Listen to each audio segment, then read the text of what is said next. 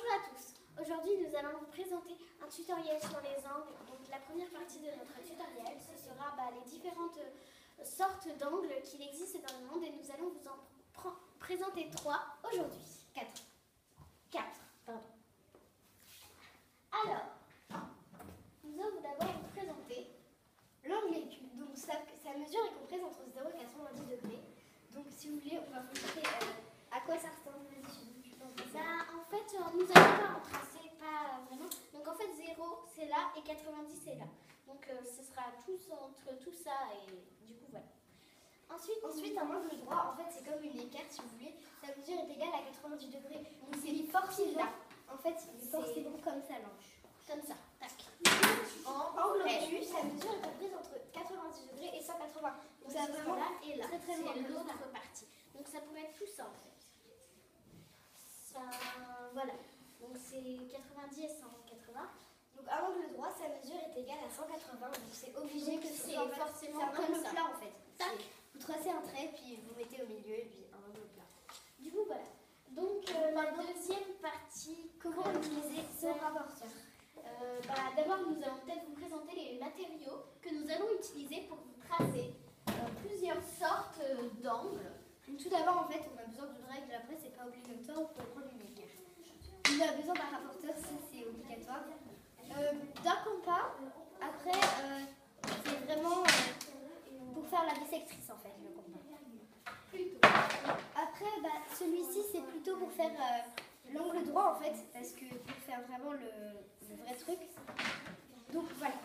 Mais aujourd'hui, nous allons plutôt avoir besoin du rapporteur, du compas et de la règle. L'équerre, que si nous ne trouvons plus notre règle. Donc, pour commencer, on va tracer un trait. Donc, Susan, elle va tracer un angle aigu et moi, je vais tracer l'angle droit. Donc, si vous voulez, d'abord, on prend notre règle. Moi, j'ai pas besoin de rapporteur. Et donc, je vais tracer un trait de la longueur, n'importe quelle longueur. Mais il faut qu'il soit à peu près, comme vous pouvez le voir, qu'il ne soit pas trop décalé. Donc, par exemple, moi là, j'ai choisi de tracer un angle obtus. Donc, vous voyez ici, il y a une ligne, sûrement, vous le voyez sûrement sur le rapporteur. Et cette ligne, nous allons la placer comme ceci, en faisant bien attention de bien mettre trait sur trait. Donc là, vu que j'ai choisi de faire de sens, donc j'ai choisi de mettre le rapporteur pour faire un angle aigu, pardon. Donc je choisis, par exemple, moi là j'ai choisi de prendre 80 comme mesure. Donc voilà, après chacun et du coup ça nous donne un angle obtus parce que nous allons alors désolé, il y a eu un changement de lumière là.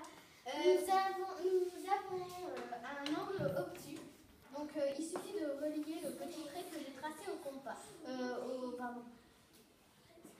Donc voilà, il suffit de relier et de marquer l'angle parce que c'est très important et on peut vous enlever des points juste parce que vous n'avez pas tracé. Mais marquez très important la mesure de l'angle. Moi en revanche, j'ai utilisé mon équerre et j'ai juste tracé et ça fait est égal à 90 degrés. Si vous voulez, on va vérifier. Donc pour vérifier en fait, tout simplement, vous prenez une partie de l'angle. Vous prenez une partie de l'angle et en fait vous allez déposer vraiment le 0 sur notre partie. Donc voilà, là c'est vraiment posé et regardez, ça voit bien que c'est à 90 degrés, donc ça veut dire que c'est ok. Donc là c'est bon, vous avez votre angle et après vous pouvez nommer votre angle. Donc moi je vais le nommer LLD par exemple. Donc L, M. Alors sachez que vous ne pouvez pas mettre le M en haut. Si vous mettez le M au milieu, ce sera forcément que ce sera l'angle droit. LMD et donc LMD. Et n'oubliez pas quand vous notez un angle comme ceci, de mettre son chapeau. Voilà, donc maintenant nous allons vous faire la bissectrice d'un angle. Donc, il y a deux méthodes pour la faire. On va vous utiliser la plus simple. On va vous faire les deux, mais on va commencer par la plus simple, celle du compas. On va d'abord bien prendre le point du compas et le mettre ici. Essayez de bien le mettre. Est-ce qu'on voit bien? Pour moi, c'est pas très pratique.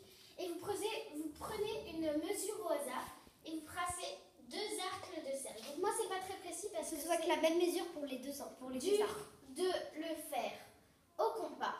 Et quand on a fini, nous prendrons les 2 mesures qui sont sur les arcs de cercle, le moment où ça se rencontre, et on va tracer encore 2 arcs de cercle qui normalement se rejoindront.